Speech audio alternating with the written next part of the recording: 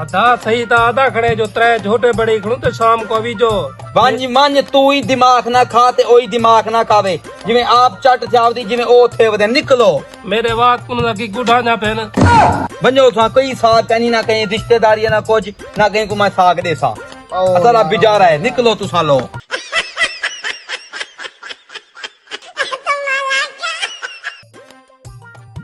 अस्सलाम वालेकुम बाबा सिंह क्या हाल है? वालेकुम सलाम। हाँ सी दुआ तो करो अल्लाह सी मेरे कारोबार है बरकत पावे।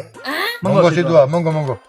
या अल्लाह पाक ने कारोबार में बरकत ता आमीन या अल्लाह पाक ने कारोबार को रंग ला आमीन दिन दुगनी रात चुगनी दी तरक्की करे आमीन इंदी दुकान दा पहला गाहक मैं होवां आमीन हां से क्या दा कारोबार है तेरा? मैं सी कफन बेचना। हां सही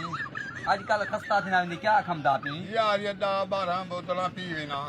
क्या क्या खमदो थी आदि देख एक चावलें दी खावे ना रंदा या कुछ खमदो जा बस आदि खोते ते टट्टे ते खोता खावे ना याद है हाजी हां ठीक है जेड़े घर चटनी ना रोटी खांदे ने ते शादी ते फरमाइश कीती पांदे भाजा ने नली वाली हड्डी पावे ਖਾਨ ਸਾਹਿਬ ਅੱਜ ਜਿਹੜੇ ਤੁਹਾਨੂੰ ਹੁਣ ਟਿਕਟੌਕ ਤੋਂ ਪੈਸੇ ਮਿਲਨੇ ਨੇ ਇਹਦੇ ਚੋਂ ਮੈਨੂੰ ਵੀ ਥੋੜੇ ਕੁ ਦਿਓਗੇ बेशरम आदमी तुम्हारे बाप का पैसा है लाले मोली को पूछने दे शादी थई हुई लाले मोली शादी थई हुई है सन 10 रुपए कोई नहीं देंदा ते धी कौन देती अगर रिश्तेदारां दी कुर्बानी जायज होवे आ तो जेरे मेरे वीडियो देख के सड़दे न ओदा तकरीबन मुक गए होवे ना अगर कोई बच्चे हा तो इधर रगड़ छोड़ना कल मैं डॉक्टर साहब दे कोल गया